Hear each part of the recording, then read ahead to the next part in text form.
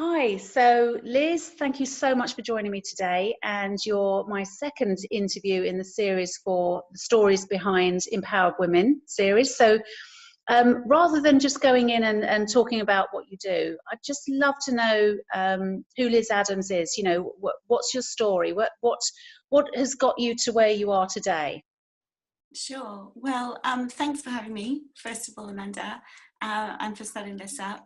I've been living in London now for 25 years, Hmm. and I grew up in the west of Ireland. My dad was an entrepreneur, and from that experience, I guess, also living in a different culture, taught me quite a number of things. So by the time I was 19, I was setting up my own project. And when I was 22, I brokered a deal with a publishing company, and they launched my magazine into the UK market. And that was very successful for 16 years. How old were you then? I was 22 at the time. Gosh, wow. Okay. Um, but things didn't really go to plan. So this is the Right. thing about life, right? Yeah. Um, I what went on for me that I didn't see at the time. I'll go back to it in a bit, but I moved on from that and I went to art college and I studied fine art and design, and then I created a luxury product which I then sold to Coco de Mer, and a Mm. few other niche boutiques around the UK, and got press in various places, lost a lot of money. Everybody loved them. I was consumed with the idea of the perfect product. Hmm. And that really drove me. Although, again, I didn't really understand it at the time. It was just something I wanted to create. Um, so after my second son was born, I realized, I need to do something that's more profitable for me, and I went into the corporate space providing well-being services, because all the years that I've been doing my own projects, I Mm. had actually had a background in massage therapy, but it was Right. never very satisfying, because I was like, I know that what they're teaching me, there's a lot more to it. And as Mm. my journey unfolded, of course, I met different teachers who teach at a very different level. And that enabled me to understand and make the connection between what I knew I felt and Mm. the gaps that were missing in some of the training. So I then went into the corporate space, delivering teams of people to their staff, basically, and providing well-being services to Bank of New York, Nelson, and companies like that. Hmm. However, in 2008, when the financial crisis hit, obviously my clients being banks, that didn't, that was one of the first things to go. And also with it, I was just totally burnt out, Mm. because running a service-based business and a product-based business are two very different things. And also understanding my skill set within that, it's Hmm. a very different offering to like the original brokering a deal that goes into the market. Hmm. So there are very, very different approaches, and that's what kind of led me to finding my own path. So in Hmm. 2008, there was this massive crash in the world and in my own life that propelled me onto this quest, if you were, if you want to use that word, Mm. to really discover what was driving me in the first place, what was underneath all of those projects Mm. that drove me to do them. So, Um, so, so, what would you say the core of the, all everything that you learn? Because you're very creative. You obviously have a passion to help people. So, what do you think was your driving force? What led you to kind of come to this conclusion of what you wanted to ultimately achieve and help others with? well, it just evolved. It wasn't that Mm. I had this plan that I'm going to go out in the world and help others. It was that, oh my goodness, I've made these mistakes Mm. and it's cost me this. And then, of course, I was meeting other business owners and entrepreneurs and just general people in jobs, even, who are like, I want to leave my job and I want to use my life savings to set this up. Or it could have been somebody who had a product that actually they'd spent hundreds of thousands on that wasn't going to go anywhere. Mm. And it's like, okay, so why do we create that? what is it that's driving us underneath to put these things into the world that actually have no value compared to the products and services that have a lot of value? What's the difference? And what I discovered through looking at myself is that there are certain aspects to our own being in the world, to our beingness in life, that can either help or hinder our progress when we are bringing something into being. I just want to ask you, Liz, because I'm fascinated. You said that your father was an entrepreneur, so obviously that's where you got your entrepreneurial spirit from. Did you ever see him and witness him fail? I mean, was that something that you experienced? You thought, oh, okay, this is part of, you know, being an entrepreneur, part of that sort of, you know, the process, or was this a surprise to you when it actually happened? Yeah, absolutely, because the thing is, I could only see part of my dad. I filled in the blanks. You know how when somebody is absent and they're not, you know, unless you have a very strong bond and there's a lot of communication, you tend to fill in the blanks. So I would only see my dad at certain points. And he didn't present like a successful entrepreneur, even though he ran a successful company. It was a smallish company. He had 11 employees, but it did very well, and he sold it 15 years later. So that's fairly successful, but he didn't present that way in his family life. So there was a massive disconnect between these two places, because of how he was with the family when he was at home. So it's and I guess that also has a huge bearing on your outcome, doesn't it? Because I mean, you know, I myself work with clients to look back to childhood to see how that has influenced. And I think what you're saying here is that I think when you've got somebody who's an entrepreneur in your family that have that driving spirit, it does still help you at some level to keep driving to find solutions when things go wrong. You know, this is the thing. I mean, I remember being 8 and going, there's a solution for that. You know, and what frustrated me is that nobody had any energy to do anything about it. You know, it's like, oh yeah, that's a great idea, maybe, and then nothing would happen. And it made me more determined that when I grew up, I was going to make it happen. Nobody here was interested. I'm going to go make it happen. But that driving force then became a will, by which I exerted my ideas, and that didn't ultimately, you know, I got results, but essentially, it was coming from a slightly misaligned place, only slightly. Because what was really going on under the surface is that I wanted to fix the war that was happening for my parents, between them in their marriage. And so, you know, when you have that as your driving force, but you do not know it, you do all sorts of things, and then later you look back and you go, oh, what's been the cost? So when I looked back, having had that journey between the ages of 20 and 33, I was like, you know, I have a very tricky relationship with my eldest. I've wasted a lot of time in my personal life. It's cost, you know, the cost was huge, considering. But do you feel when you look at it as a whole, do you think that is a waste? You know, is when you talk about that in relationships, does that do you have regret, or do you feel that shaped you to become the person that you are today? It definitely led me to look a lot deeper, which is where I've realized I'm helping people the most, because when I'm working with clients, I'm actually, because I've been there, able to ask them questions that get them to go, you know, I hadn't thought of it that way. And now that I can see that, there's a different rate. So they have an entirely different opportunity to address it earlier. And I think that's the key for us, when we can be there for each other, so that you know, that those things that are up and coming, when we can see it and somebody can see it for themselves, and they've come to me or come to anyone for some assistance, when we can help them see it more clearly, they get to have a different outcome. Did you have any guidance? Did you have mentors when you were younger that would say, look, Liz, can you see this is going wrong here. Can you, and to help you see the wood for the trees, did you have? That's a really good point. So, when I'm talking about those underpinnings, one of the aspects for me at that age was that I had a very strong trust belief.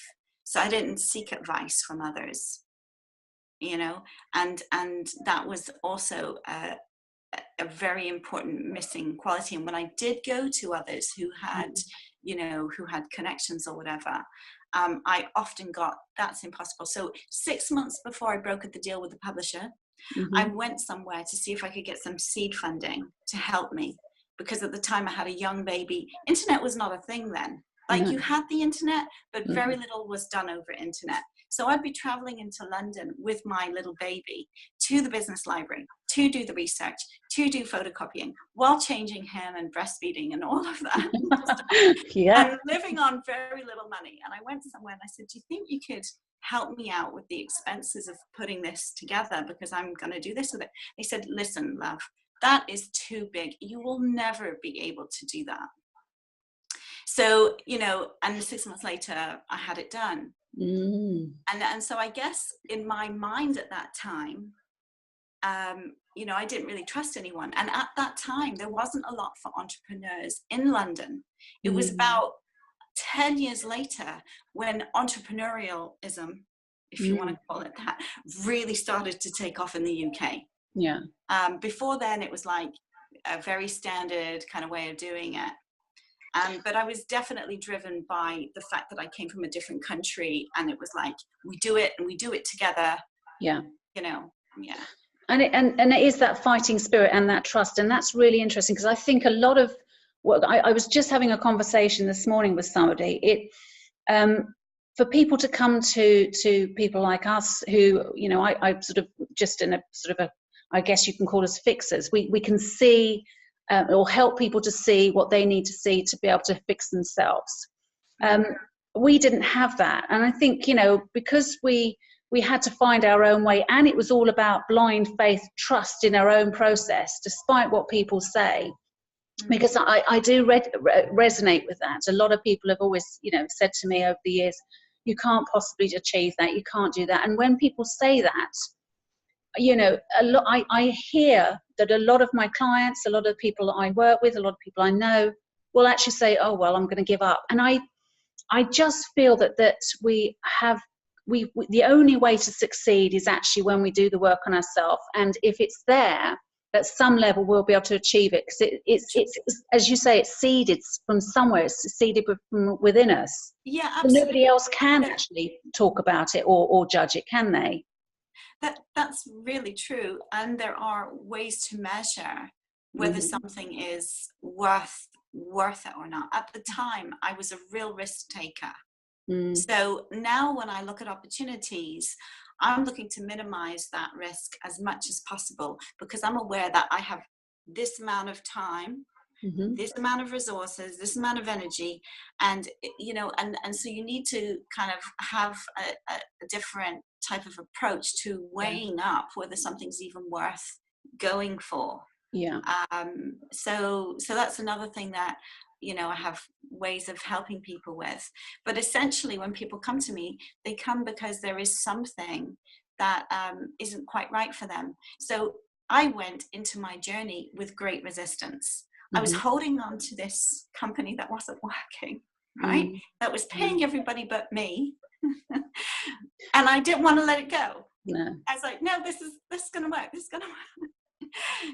So I learned the hard way with a lot of pain to let that go. And then I started to do the deeper work, like what's really driving me, what's really going on, where have I come from, what beliefs do I have, how am I defining things here? And as I started to work through that, things got a lot clearer for me. So when people come, it's usually because it's like, this hasn't worked, and I really finally have to do something about it. And it might not be because they're running a business. It could be because something in the relationship that they're in presents itself again and again and again. It's usually when things keep on happening in a certain way that we're just like, that doesn't really work for us, but we're sort of putting up with it until we can't. We just can't do it anymore. And it's that I so had so that.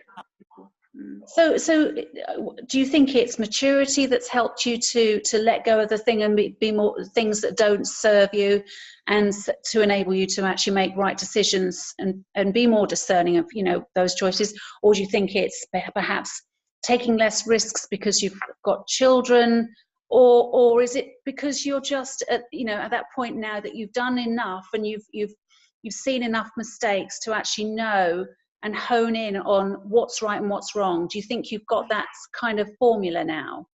Yeah, I think it's through the journey, not necessarily to do. I mean, maturity helps, but I'm sure there's many young people who are phenomenal and can do this because they have a different set of building blocks. So they might do it in a different way. So it's not necessarily just down to that. But yeah. So what is it that you actually do, Liz? Because now we've come full circle. What is it you do with because you work with clients, don't you? You work with Yes. clients on a one-to-one, yeah? Yeah, mostly on a one-to-one. Sometimes I run a workshop. But most of my work is done one-to-one. And generally, you know, it's facilitating people, providing that space for people so that they can bring all those parts of themselves that they haven't had the opportunity to actually look at. And that can be because they haven't had the time. It can be because whoever they've spoken to has a vested interest, so they're not getting anything that's impartial for them. And so, you know, even like I witnessed that in the business world, when people need to make decisions, they often are not around people who will just give them an impartial ear. So by providing that, people get to a lot more clarity. But I also blend that with the body, because as we go through life, we pack that all down somewhere, and it goes into us physically, and it can cause all sorts of issues for us and pain. So what I do is creating the space for that person on a mental, emotional level, but also on a physical level in the body, so that they have a completely different experience. So I mean, you and I have had this conversation before. I mean, we recognize that a lot of our body is telling us a lot of the time of what's actually going on in our environment, in our relationships. So I guess, you know, you're working from the whole spectrum. You know, I very much advocate that we have to work spiritually, mentally, emotionally, and physically. But when we got physical symptoms, that's saying, hey, this is last port of call. You really got to pay attention. So what sort of clients do you see? What on a, you know? It's quite a range. So I've worked with CEOs who, you know, have multi-million-pound businesses, and I've worked with, you know, mums who are at home with their children and they want to address something completely different. So it's people who really are willing to take a deeper look, and they're ready for it, and they're willing to kind of go, okay, so what's my part in this? And seeing as I'm playing a part in this, it's not all happening to me. I'm creating this. What can I do about it to actually have a different result and create what I'd love to have instead? Because there's two parts to it. You know, it's dealing with that, what we've been doing, and then moving beyond it. But I guess people have to initially pass that fear, you know, to say, okay, I'm ready to do this, because it is a scary challenge to take that on, because you just don't know. You're going into that dark tunnel. Yeah, listen, I wasn't willing to go there until I was on my knees. Been there, done that. But you know, it's almost like some people get dragged kicking and screaming, not through other people taking them or bringing them to me, but through life, literally. Doing that, because life will do that. Life will kind of have us with a bamboo stick until we are paying attention. Why do you think it is that way with us as human beings? Because I recognize that for myself, and I certainly recognize that with my clients. Why is it we wait until we're absolutely at crisis point before we'll actually address this? It's classic denial, isn't it? So I've got like 10 steps, the 10 impediments to long-term success, the 10 building blocks of long-term success. And it's all about, the first one is denial, because we create this, it's how we use and relate to our imagination as well. Because imagination is a tool, but it can also be used to sort of anesthetize us. Right? So we have a vision of how we want and how we think things should be. Right. And so the whole time life is pointing in that direction, and we're going, no, I want this. It's like, no, this. And it's purely a slight adjustment that we need to do with how we utilize our actual imagination.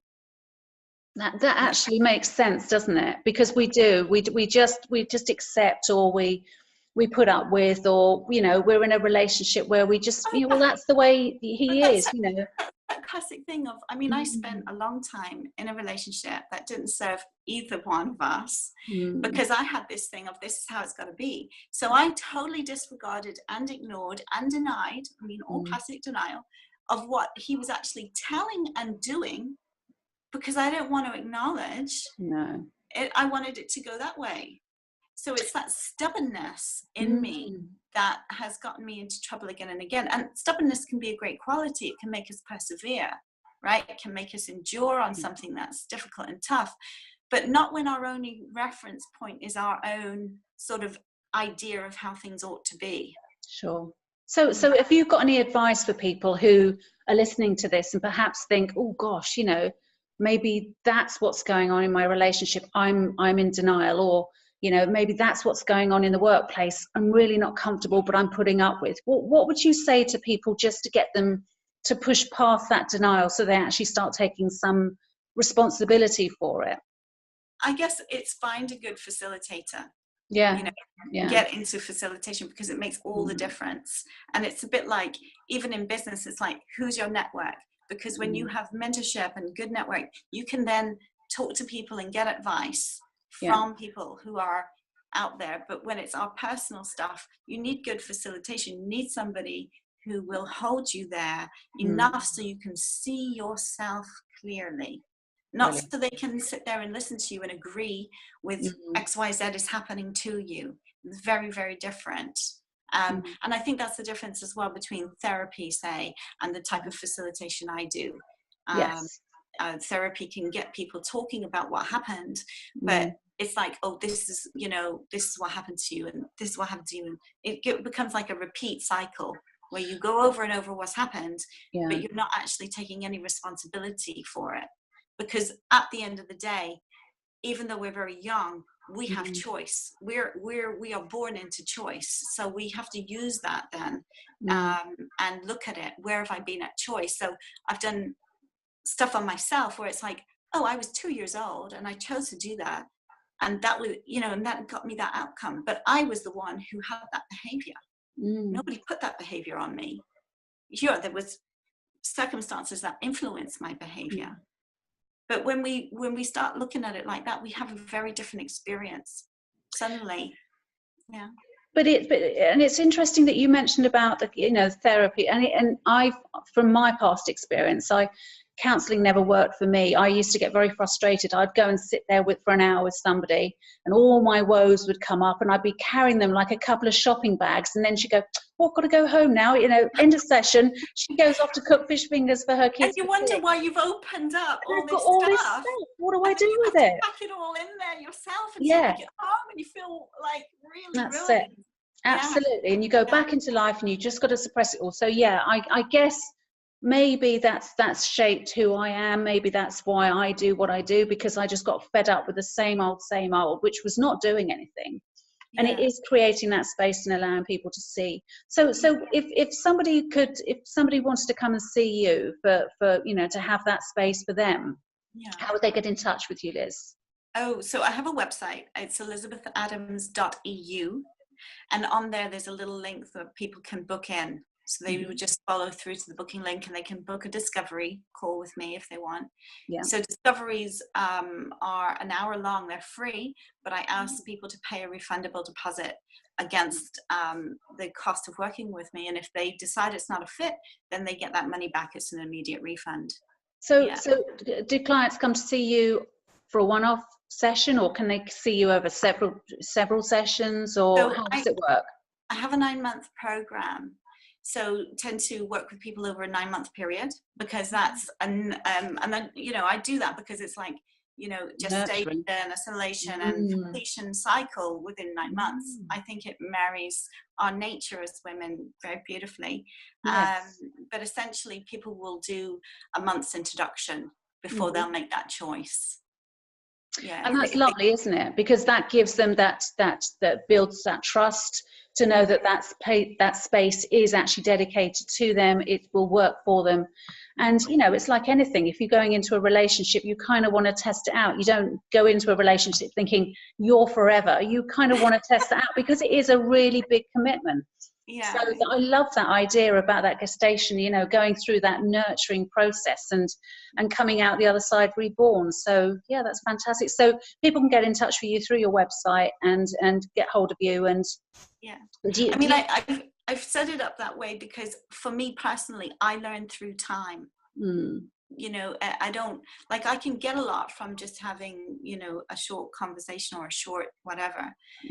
But it's when our back is against the wall and we really have to shift behavior. Yeah. It doesn't just, you know, it can happen with ease, but if we want a long-term result, we have to keep implementing. It's like building muscle, right? And so you want to be held for a period of time so that you get that momentum. Makes perfect sense. Oh, fantastic. Well, Liz, it's been an absolute pleasure speaking to you today. I will actually put a link so people can get hold of you, but you've mentioned your website anyway, so I'm sure you're going to have some people get in touch with you from this anyway. So thank you so much. And yes, it's a great pleasure. And I'm looking forward to seeing how your journey evolves, because I know that you're going through a lot of growth at the moment anyway, aren't you? Yeah, definitely. Yeah, and I guess that's part of it, isn't it? You go through growth as your clients go through growth. It's part of the very nature of what you do. It's lifelong, isn't it? That's the beauty of it. When we really come in touch with ourselves, then like, well, that's a lifelong process. It doesn't stop. Bless you. Well, thank you for being with us today, and I'm sure the people that have been watching have got a lot from this. So thank you. Okay, thanks so much. Thank you, Liz.